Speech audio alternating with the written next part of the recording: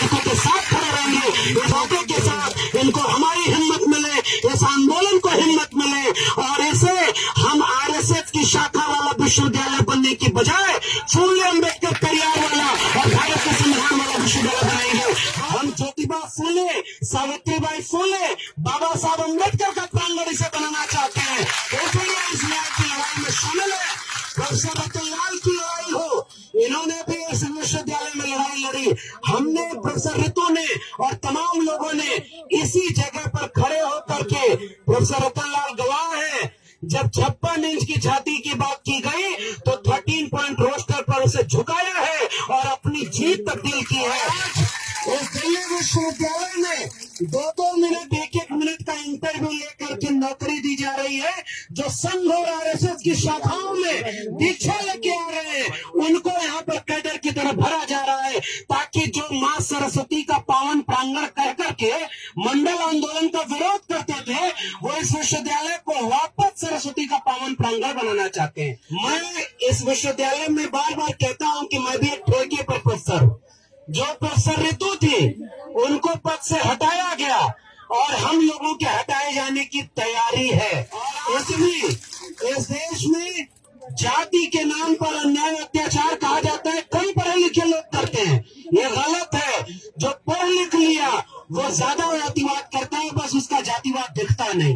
भीम, जय मंडल, जय संविधान,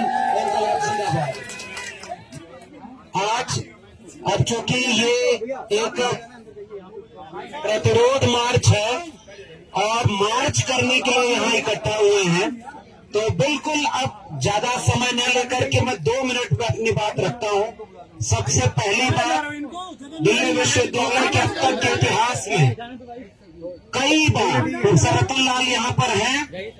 इस देश का सबसे बड़े विश्वविद्यालयों में से एक है दिल्ली विश्वविद्यालय। 1922 में बना और 2022 में 100 साल पूरा हुआ। हम जानते हैं कि इस विश्वविद्यालय में, ये विश्वविद्यालय जातिवाद के घोर अड्डे बने रहे। यहाँ जाति देख करके लोगों को रोका गया।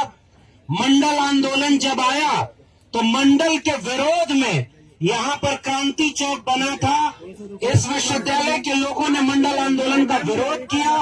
इस विश्वविद्यालय में 72 साल बाद किसी विश्वविद्यालय में एक दलित को अगर विवादक बनना हुआ तो उसके लिए आंदोलन करना पड़ा। जाने कितने लोग इस जातिवाद का शिकार होते रहे और खामोश रहे होंगे। मैं प्रोफेसर ऋतु को धन्यवाद और क्रांतिकारी सलाम करूंगा कि इन्होंने चुप रहना नहीं कबूल किया और आंदोलन खड़ा कर दिया।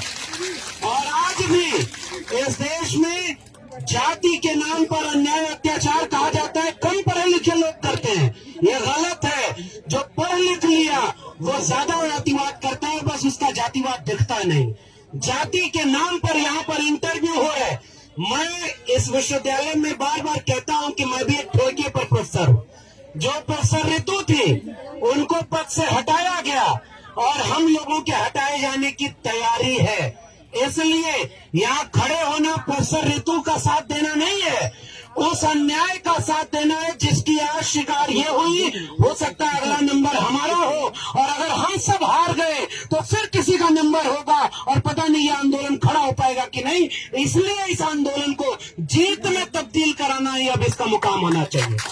और आज इस दिल्ली विश्वविद्यालय में 2-2 मिनट, 1-1 मिनट का इंटरव्यू लेकर के नौकरी दी जा रही है। जो संघ और आरएसएस की शाखाओं में दीक्षा लेके आ रहे हैं, उनको यहाँ पर कैडर की तरह भरा जा रहा है, ताकि जो माँ सरस्वती का पावन प्रांगण कह करके मंडल आंदोलन का विरोध करते थे, वो इस विश्वविद्यालय को वापस सरस्वती का पावन प्रांगण बनाना चाहते हैं। मगर हम आज ज्यादा वक्त न लेकर हम ज्योतिबा फूले, सावित्रीबाई फूले, बाबा साहब अम्बेडकर का प्रांगण इसे बनाना चाहते हैं। इसलिए इस न्याय की लड़ाई में शामिल है।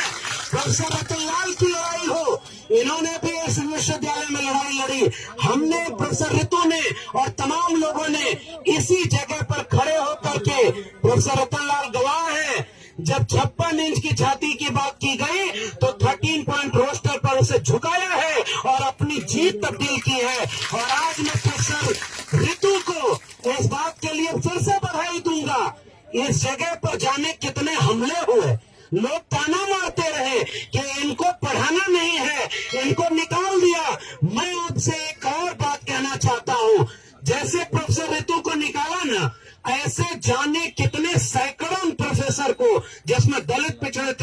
जिनको निकाला गया वो डर गए, वो चुप रहे और उन्होंने उसके लिए आवाज नहीं उठाई। और आज प्रोफेसर रितु ने ये आवाज उठाई है तो ये आने वाली पीढ़ियों के लिए रास्ता बनेगा।